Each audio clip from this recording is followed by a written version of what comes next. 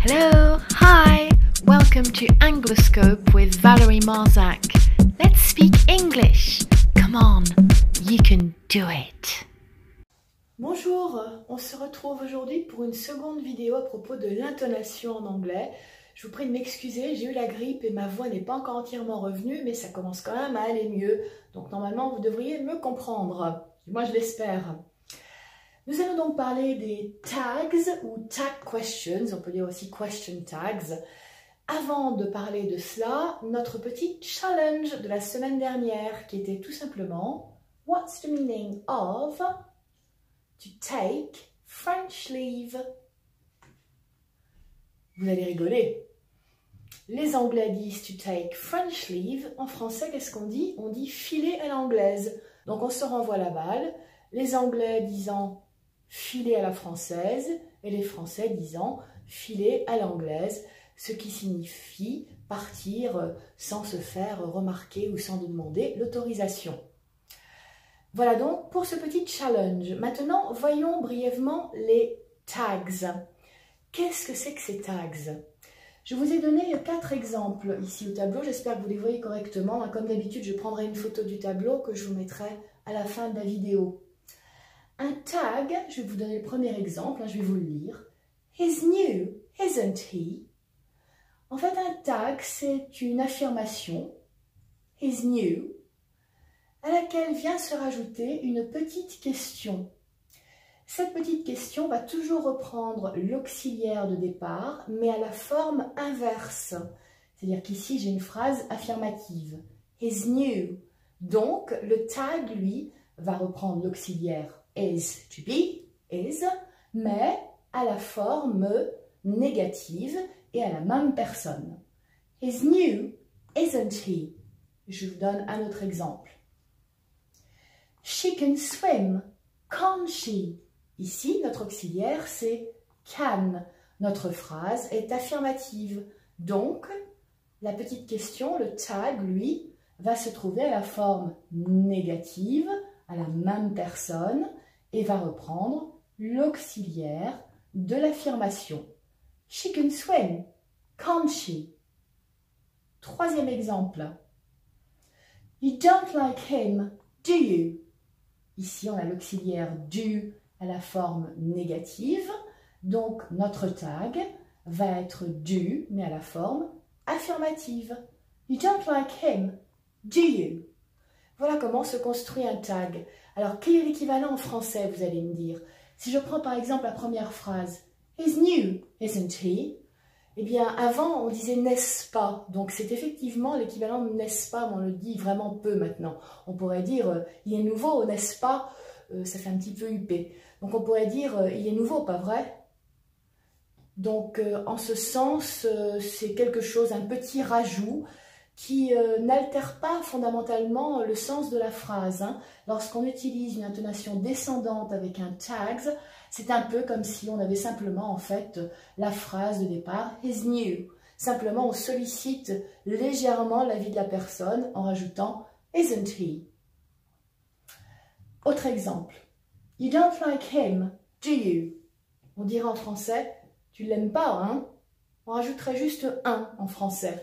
Mais en anglais, ça ne se passe pas comme ça. On ne peut pas dire pas vrai ni un. Il faut absolument reprendre l'auxiliaire à la forme opposée de la phrase. C'est ce que vous voyez ici sur ce petit tableau.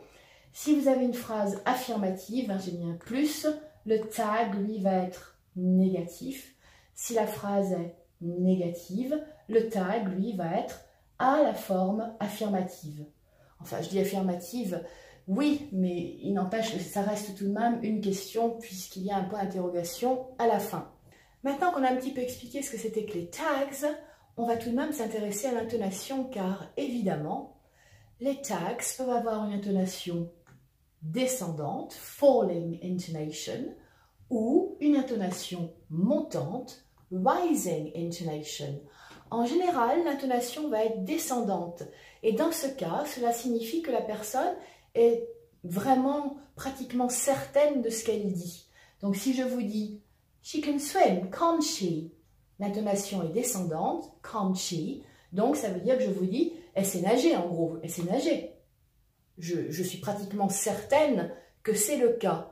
Par contre, si je vous dis « She can swim », can't she, avec une intonation montante, là, je ne suis plus sûre du tout. Et là, je vous dis « Elle sait nager, hein ?»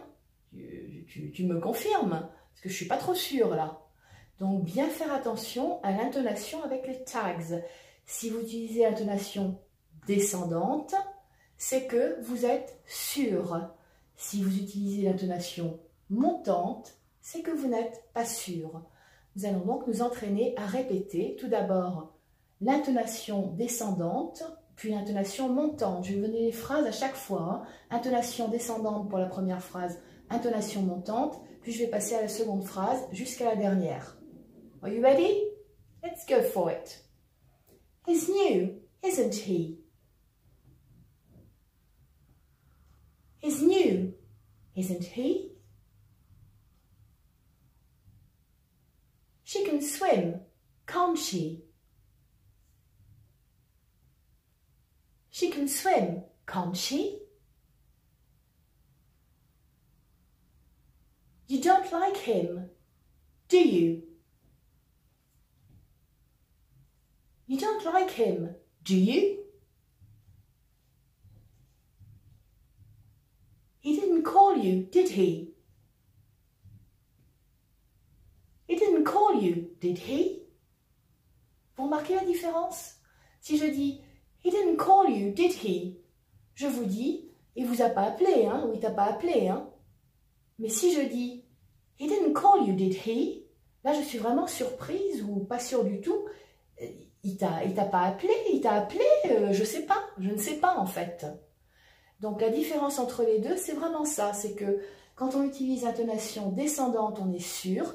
Quand on utilise intonation montante, on n'est pas sûr et on sollicite la réponse de la personne beaucoup plus qu'avec l'intonation descendante. Voilà donc pour les tags. Je vais quand même vous donner une petite expression, un nouveau challenge pour la prochaine fois. J'économise un peu ma voix hein, aujourd'hui, vous m'excusez, mais j'ai besoin d'économiser pour ne pas la perdre. On va utiliser une expression, cette fois quelque chose d'assez simple.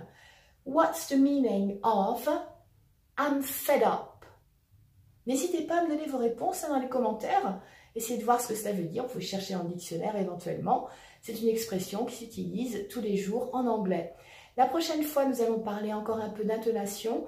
Nous allons commencer vraiment à nous intéresser à l'expression en anglais dans différents domaines. Alors, il y aura le domaine, on va dire, de la vie de tous les jours, quand on est au téléphone, qu'on parle à un inconnu. Donc, nous allons parler petit à petit d'expressions. Je vous donnerai des listes de mots qui seraient bien de retenir et que vous pourrez replacer dans des conversations. En attendant, je vous dis Happy New Year 2018. I've got to save my voice because I really can't speak anymore. See you soon. Bye.